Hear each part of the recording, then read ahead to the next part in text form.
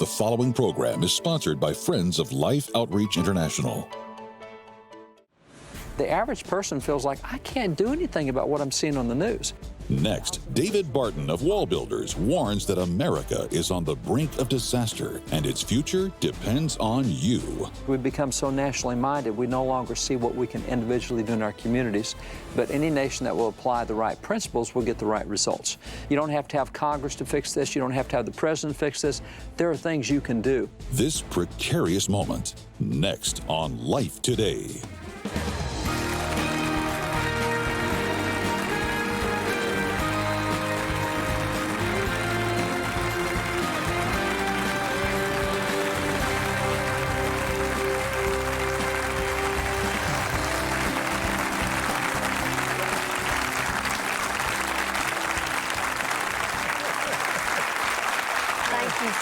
For joining us on Life Today. I'm Betty, and this is James. And I asked her before she said, welcome, can you do that? And the reason, by the way, if you watch us very often, you know Betty was missing.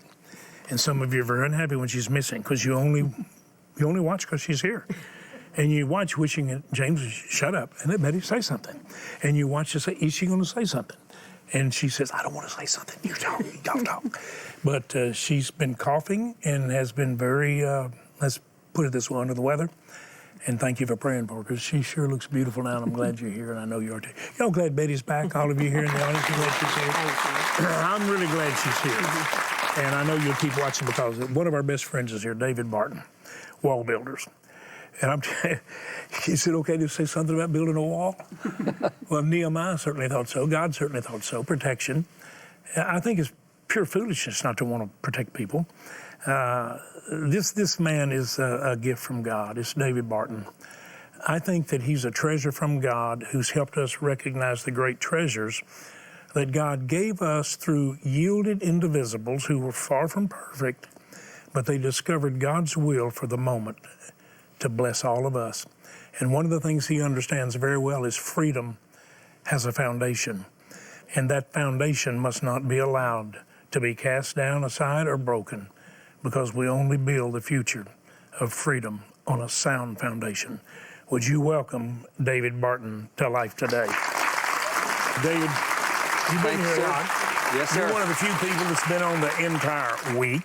We think the world of you. Now, this book you wrote with one of our friends, Jim Garlow. How did the two of you happen to get together to write this? Jim used to pastor in Texas, then went to pastor in California, and when he was here in Texas, he and I became friends at that point in time. I'd be out at his church. He was politically active here in the state as well. Mm-hmm. And so when we were trying to get God-fearing people into office, local office as well as state office, he was very, very involved in that, and had a very clear sense of morality and right and wrong, a very biblical sense. He was always very good at communicating that to people as well. Yeah, to say he's brilliant is almost an understatement. Yeah. To say well-educated and able to communicate, almost an understatement. Now, you have written a book with Jim Garlow called This Precarious Moment. You want to tell me what you mean by the title Precarious Moment? We're really kind of a danger spot nationally, and I say that from a historical standpoint. There's the history of America, 4 centuries, but there's a history of a lot of other nations as well. And God is no respecter of persons. He's no respecter of nations except Israel. He's chosen them specially. But any nation that will apply the right principles will get the right results. And so over the course of history, we can see that certain things always produce certain results. And America, I don't know, we sometimes kind of think of ourselves as really unique and really, it won't apply to us. Well, it will. I mean, if you jump off the Empire State Building, I don't care what your personal beliefs are, you will hit the ground 86 floors later, regardless of who you are. The law of gravity kicks in. The law of gravity will kick in. And so there are just universal laws that God has. And America has come to a real tipping point on several of those. So there were 6 issues that we said, this is a precarious moment. We're right on the verge of stepping off the cliff or going back from it.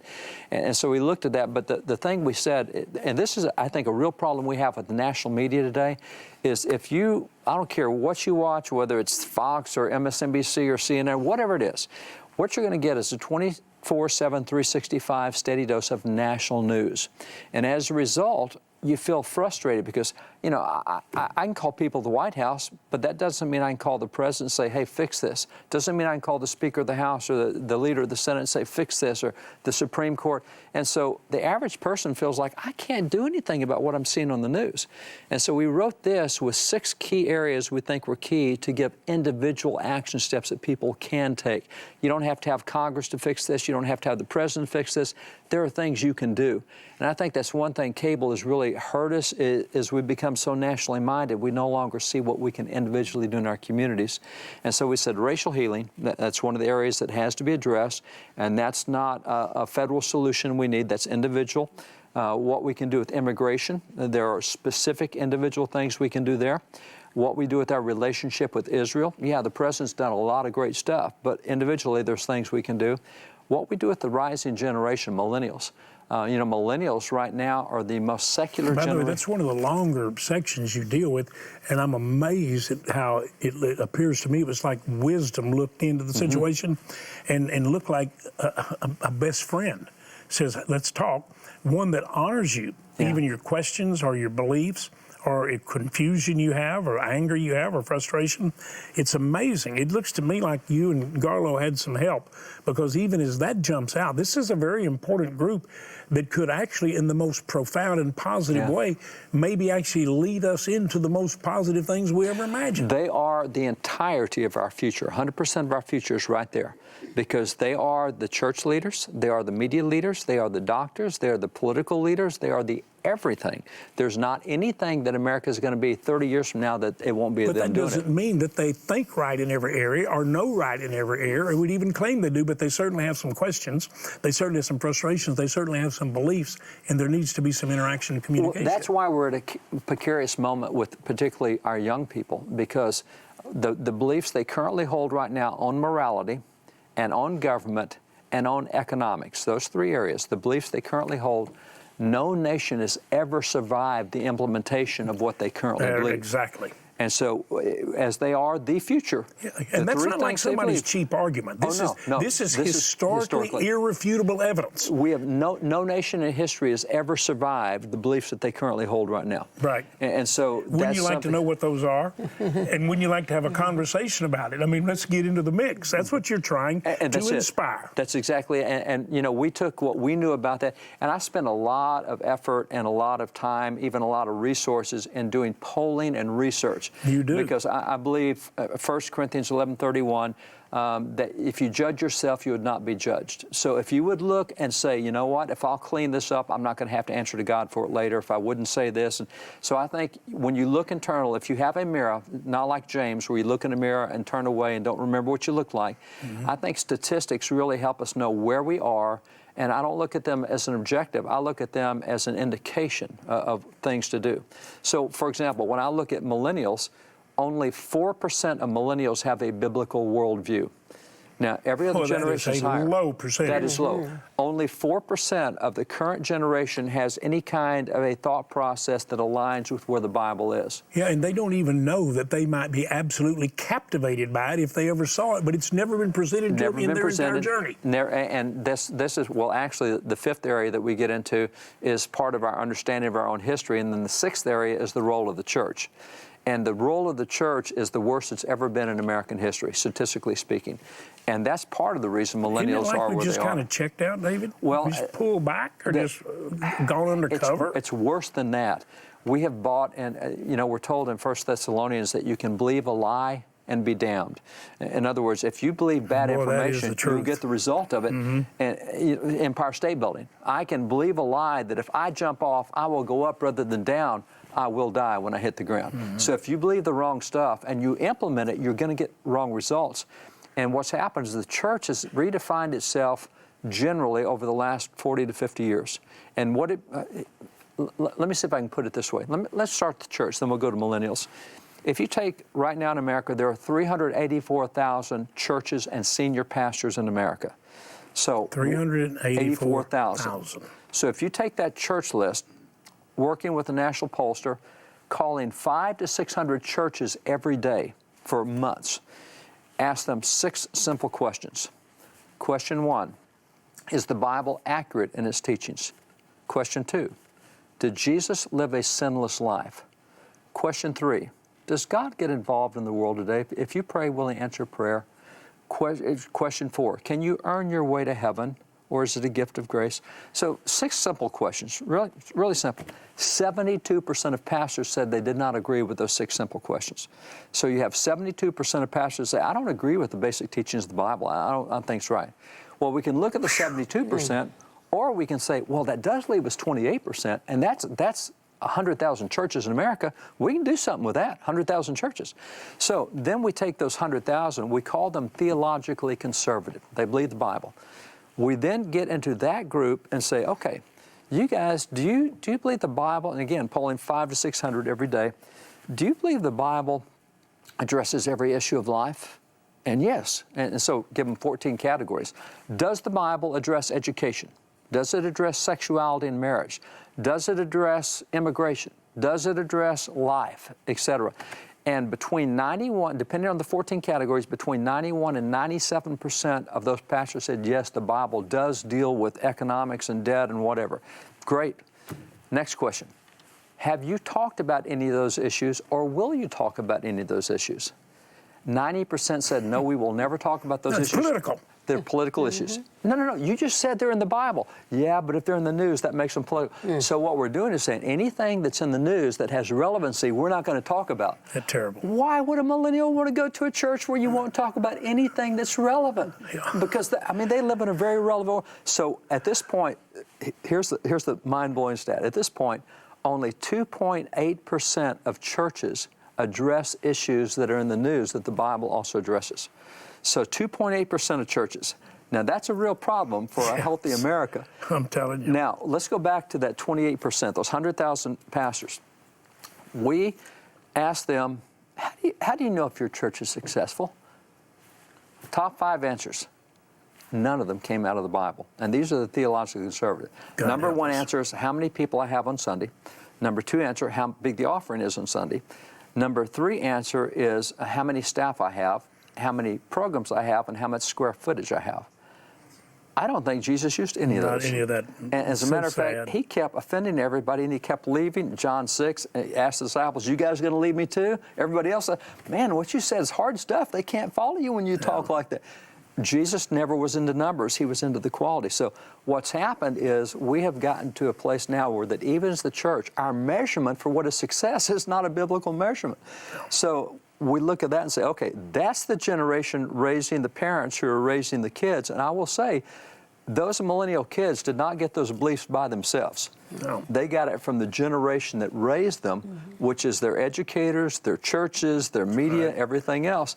They didn't come up with goofy ideas. So the question becomes, okay, how can you reach a millennial to get them back on the right view on so many things? And I don't mean just biblical view, I mean even statistically. We know that right now. Well, let me ask you right here, can we? We can. See, I'm filled with hope. I see all of this mess. Hands down. I see it, but I'm telling you, look, we're sitting here with, we have 3 children, one's in heaven.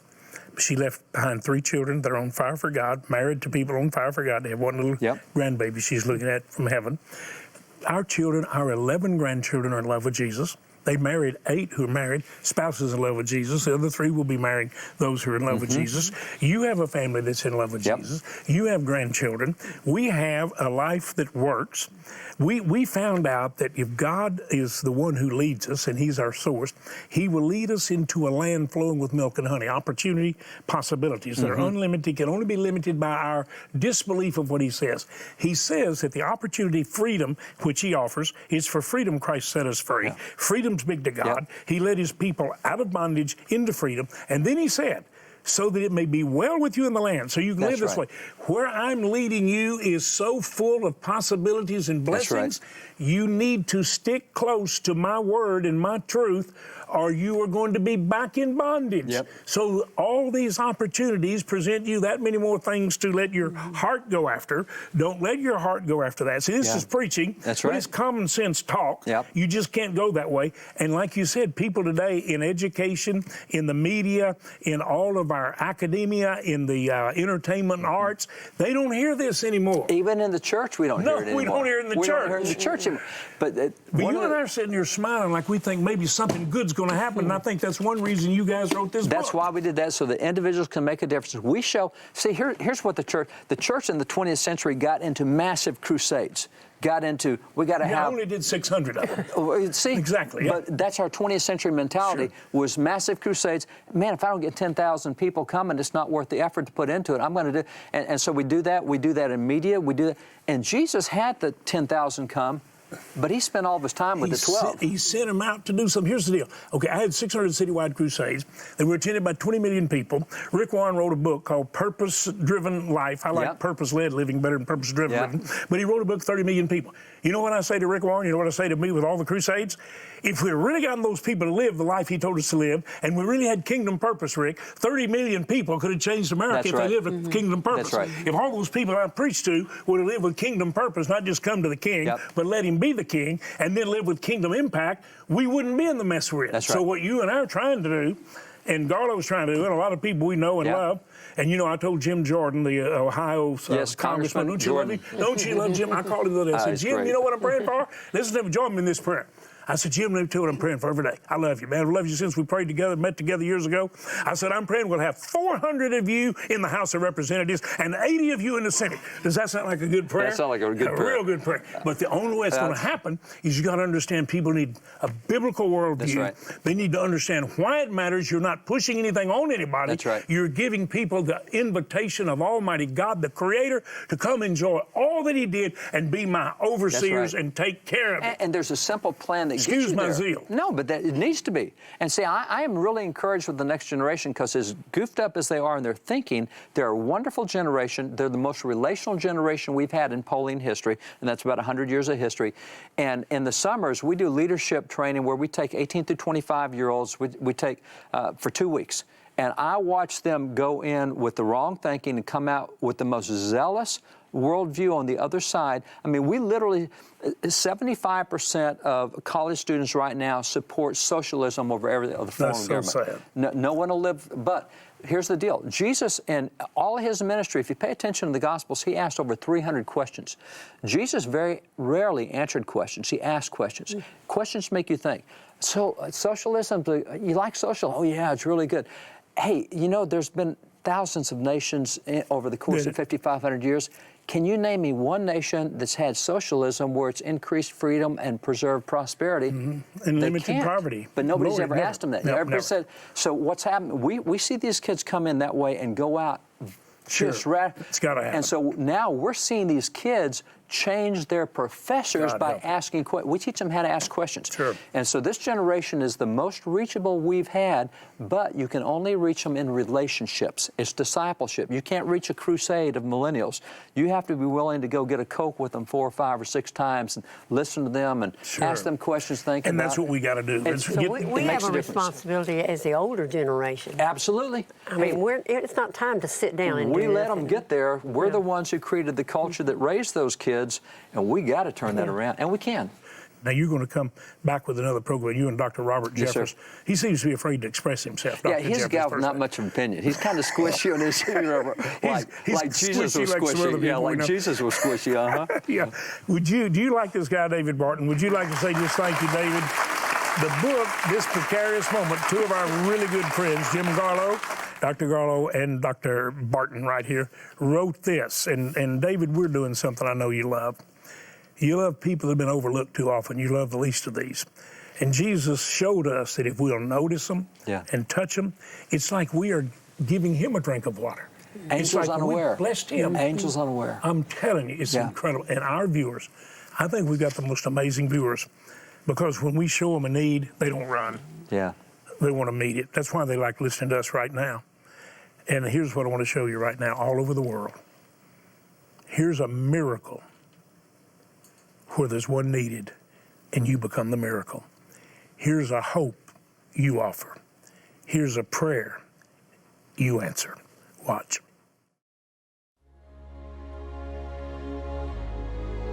The far corners of the world frame a beautiful picture of God's creation and the unique people created in His own image. And as you visit different countries, you're sure to see many different cultures and customs. But even in the midst of this diversity, there is one commonality shared by all: the need for water. We need water to grow our food. We need water to care for our animals. And we ourselves need to drink water to survive.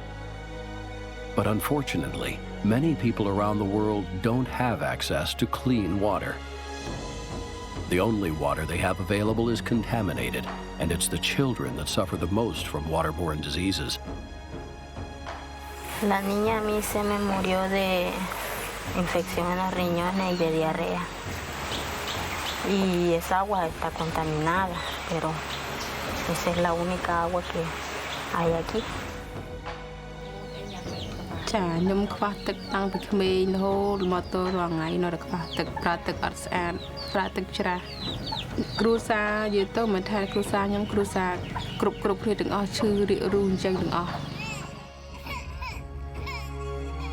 Just as the problem of contaminated water is the same around the world, so is the solution.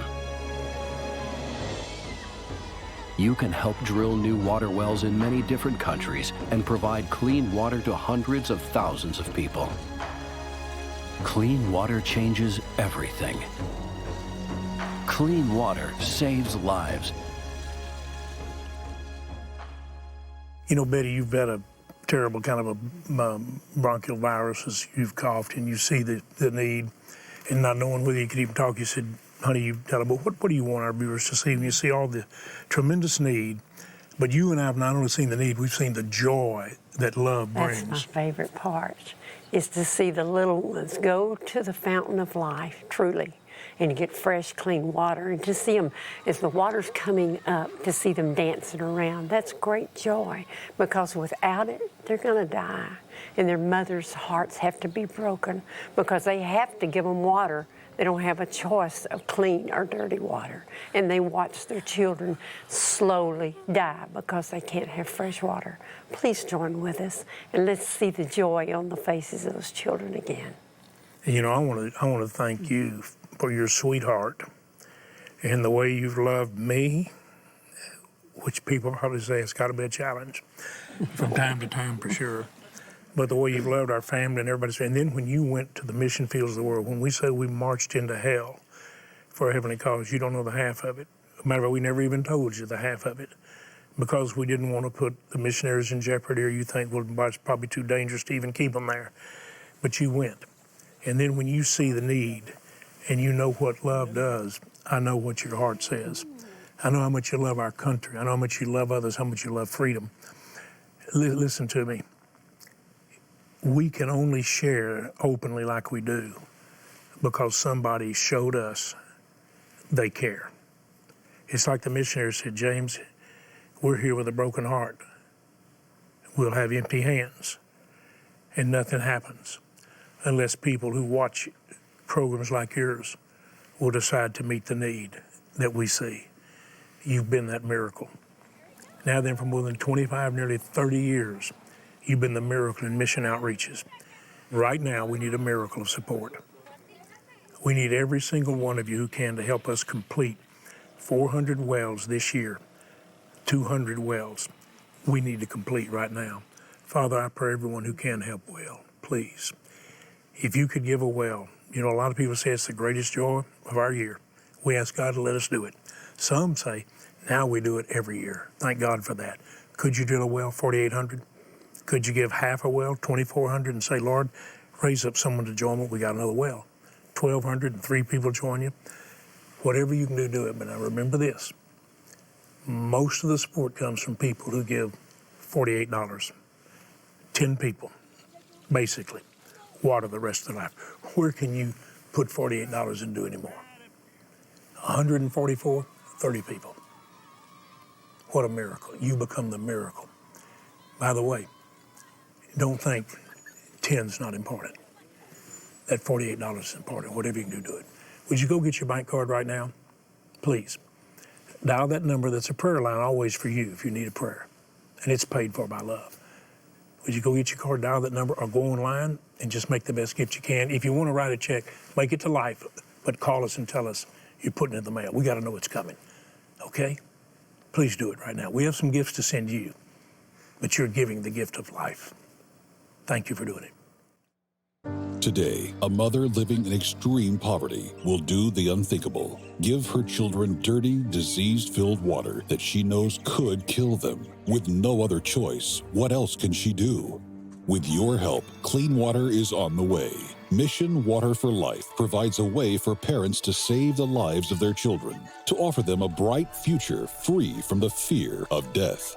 With your gift today, you can help drill and establish 400 water wells this year. Your gift of $24 will help provide clean water for 5 children. A gift of $48 will help provide for 10. $72 will provide for 15. And $144 will help provide life-giving water for 30 people for a lifetime.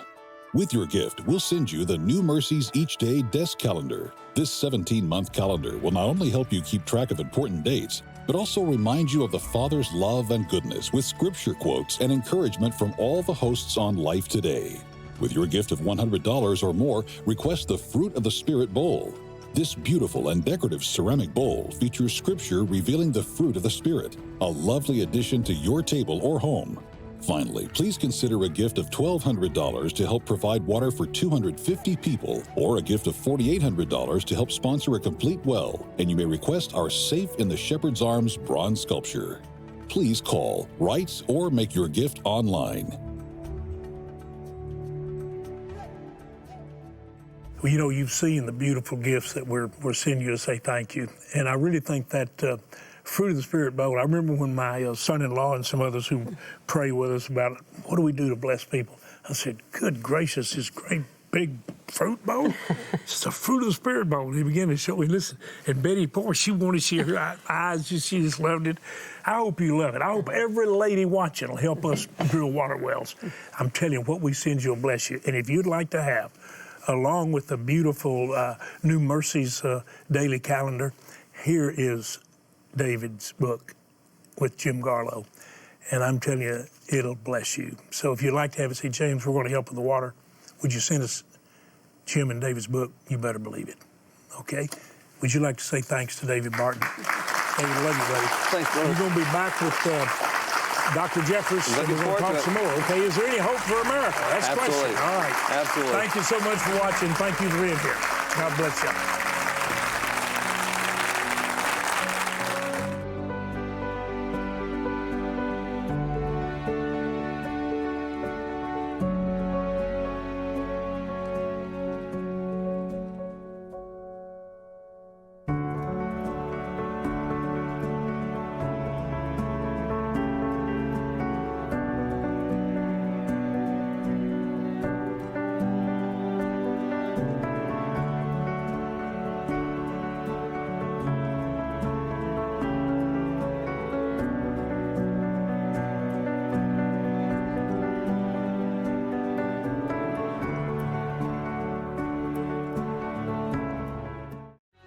When that kind of storm hits your life, it changes everything. Finding Christ in the Storms, tomorrow. Life Today is made possible by the supporters of Life Outreach International. Your gift will be used exclusively for the exempt purposes of life. The ministry features specific outreaches as examples of the programs it supports and conducts. Gifts are considered to be without restriction as to use unless explicitly stipulated by the donor. The ministry is a member of the ECFA.